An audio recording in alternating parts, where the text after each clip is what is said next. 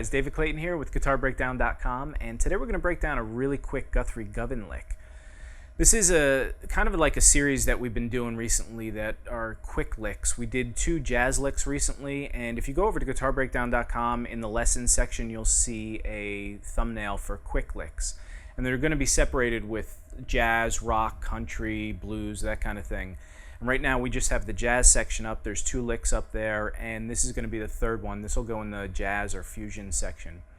But this is based off of a video that was uploaded recently on YouTube for the Aristocrats. They're coming out with a new CD. I think it's on the 16th of July. It's dropping, as the kids would say. But it's really a cool thing. It's called Culture Clash.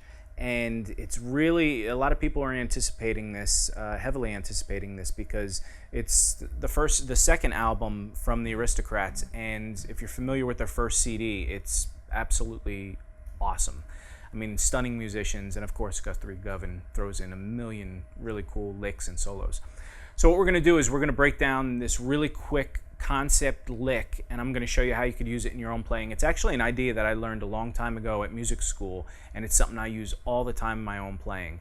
But we're going to break this down. If you look below in the description, you'll find a link to the original video that somebody uploaded for the preview of this album, and I will put a time code where this lick begins. So let's get to it. Alright, so real quick side note before we get started here, the Alan Hinds lesson package pre-order sale that we have going on, that's a lot of words, that we have going on at GuitarBreakdown.com, it's ending this week. The pre-order is ending, and that pre-order gets you 20% off the original price, then it's going to go back up to its regular price. So what we're going to do is we'll put a link below in the description where you can click on and you can learn more about the package. It's amazing. It's huge. It's got like 4 hours of content, like 2 hours of Alan teaching. It's just really awesome. But click on the link below in the description. You'll find out more about that, and you could save a little bit of money on that package. But for all the people that have already pre-ordered, we thank you for those pre-orders, and we will shoot you an email here in the next week and a half when it will be available for download. We're still adding a little more content to it, and we're finishing up the edits. But like I said, we will shoot you an email and let you know where and when you can download that. And yeah, thanks again for those pre-orders. And if you haven't pre-ordered it, just click the link below, and let's get to the lesson now. Thanks, guys. Alright, so this solo starts out with playing a few chords, and those chords are basically an A flat bar chord, so your first finger's on the 4th fret, the A flat, and you're just really kind of chugging on that note. But I would bar it just in case you hit that 5th, so you can get those 2 notes in there together and it sounds kind of cool. And then it goes to a C chord, so your first finger's on the 3rd fret of the A string. So you have, and then it goes to an F sharp chord, again bar chord, so your first finger's on the 2nd fret of the E string. And again bar it just in case you hit that A string and you get the 5th in there. And then it goes to a D chord where your first finger is of course on the 5th fret of the A string, and you're barring that too. So the whole thing is. Now he goes into this thing next where it's really cool, and there's a few ways you can play it, and we're going to go over it real quick. The first finger's on the E string 12th fret, and then I play the 3rd finger on the 15th fret of the B string. You could use the 4th finger if you want, but you're going to bend up almost a whole step with that 15th fret, but you kind of want a little bit of dissonance. So instead of bending that 15th fret up a whole step to the 17th fret, you're bending it just slightly below, so you get this. And you can go all the way up if you want, but it turns into one single note, and what you want to hear is that separation between 2 notes, and then he slides that down while still holding the bend, so it sounds like this. Right? It's a really cool thing, and with the gain that he has, he gets that cool slide going on. And now the other way you can play this is instead of playing the 15th fret, you could play the 14th fret on the B string and bend that up a little further. So instead of getting this small bend where you get, right, you can get this. Right? So you get, It's just a wider bend, but again, you want those notes to be a little dissonant. Or the other way you could play it is you can just actually not bend those notes, and you can play the first finger on the 12th fret of the E string, and then you play the 16th fret on the B string. So you get this.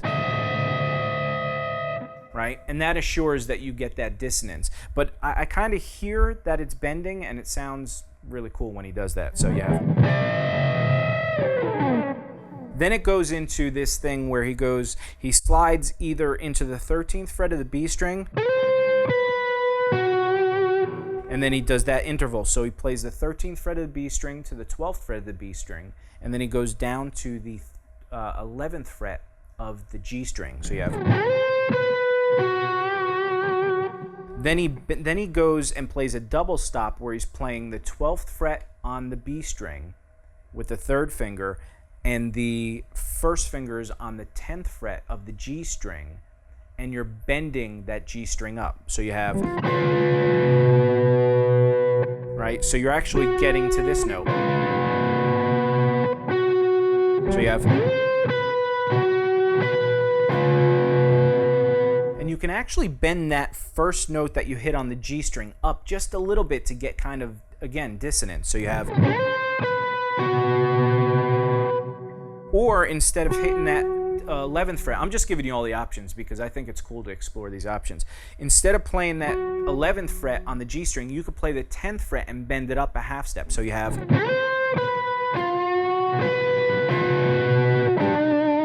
right? It's just a bunch of different ways to play it, and they all sound slightly different. But if you notice, it kind of sounds like a siren or something to me. So you have,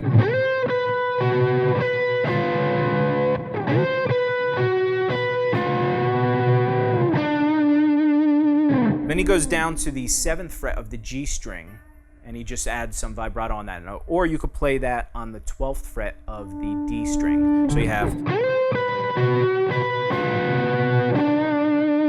or,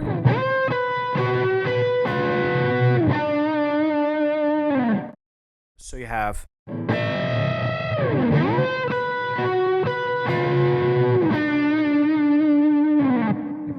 so another way you could play this is, and I'm not sure which way he's playing it. It sounds like he's playing it that way because those notes sound really thick.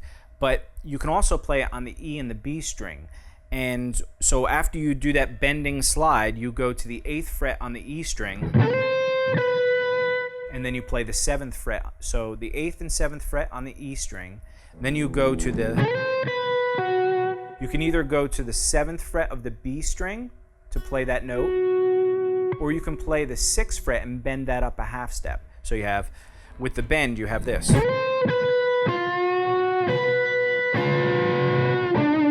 And then again, you do that double stop bend where you have the 7th fret of the E string and the 6th fret of the B string, and you're bending the B string up a half step. So you have,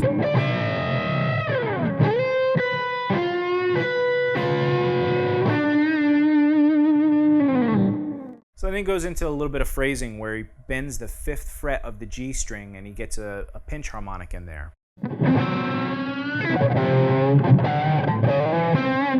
And then he goes down to the 3rd fret of the A string, and again he gets a little bit of a harmonic and a bend in there.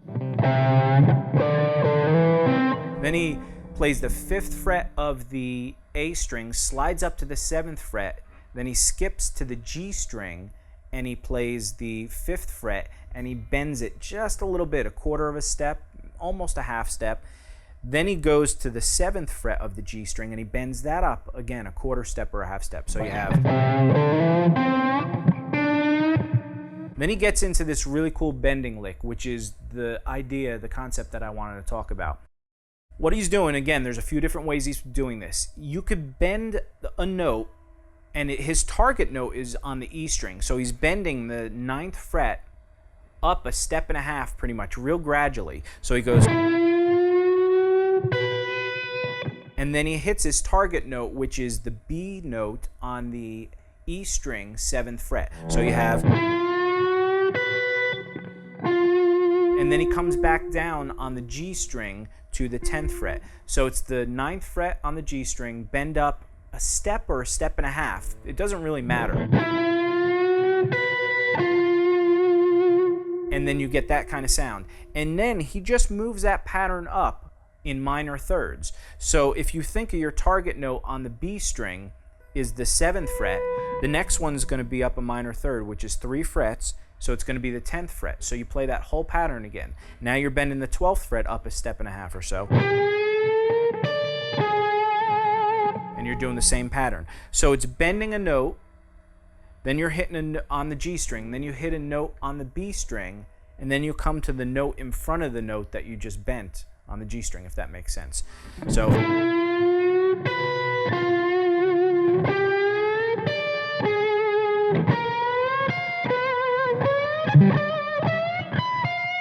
right?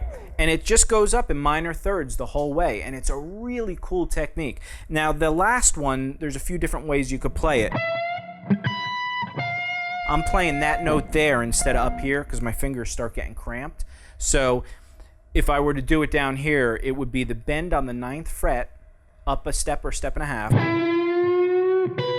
Then you grab that B note on the E string, 7th fret, and then instead of playing the 10th fret on the G string, you play the 6th fret on the B string, right? Same note. So you have, or, now that's the second way, is the way I played it up here because it just gets a little cramped. Now when he gets up to that last one where he's bending the 21st fret, I always have a hard time with those. The 21st fret up a step and a half. Then he plays again that 19th fret, which is the B note. So he's just up an octave here. So he plays that 19th fret on the E string. He goes to that 18th fret on the B string. Then he walks up chromatically. So he goes, and that's the 18th, 19th, and 20th fret on the E string, and you bend that up a whole step. And then he just starts getting into, again, some more phrasing. But what I really wanted to focus on was that one lick.